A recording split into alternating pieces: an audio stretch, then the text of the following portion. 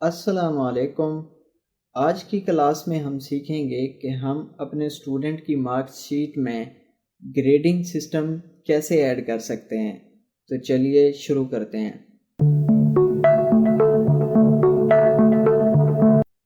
پچھلی کلاس میں ہم نے یہ پاس اینڈ فیل کا سٹیٹس ایڈ کیا تھا، اور اب میں یہ چاہ رہا ہوں کہ ان کی نمبر کی بیسس پہ، پرسنٹیج کی بیسس پہ گریڈ بھی مجھے یہ شو کرے، کہ جیسے میں نے یہاں پہ مارکس کرائیٹیریا لگایا ہے کہ اگر کسی اسٹوڈنٹ کے 60% سے کم مارکس ہیں تو اس کا گریڈ سی شو ہو، اگر کسی کے 70% سے کم ہے تو اس کا گریڈ بی ہو، اور کسی کا 80% سے کم ہے تو گریڈ اے ہو، اور اسی طرح 90% سے کم والے کا اے پلس شو ہو۔ تو اس کے لیے میں پہلے یہاں پہ جا کے کالم ایڈ کرتا ہوں گریڈ۔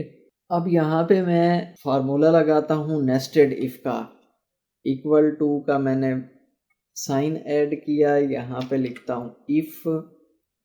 ٹھیک ہے، ٹیب دبا کے اس کو میں نے چوز کر لیا۔ اب میں دباتا ہوں اس کالم کو، اگر یہ سیل میرا لیس دین 40% ہے تو پھر یہ مجھے شو کرے فیل۔ ٹھیک ہے، پھر کاما لگایا، اور اس کے اندر میں ایک اور کنڈیشن لگا دیتا ہوں۔ پھر یہی سیل میں چوز کرتا ہوں، یہ لیس دین 60% ہے تو پھر یہ مجھے شو کرے سی۔ ٹھیک ہے، پھر میں ایف اور لگاتا ہوں، اگر یہ کالم شارٹر دین 70% ہے تو پھر یہ مجھے شو کرے بی۔ ٹھیک ہے، اب میں پھر لگاتا ہوں جی ایف۔ اب اگر یہی سیل میرا شارٹر دین 80% ہے تو پھر یہ شو کرے اے۔ پھر یہی لگاتا ہوں،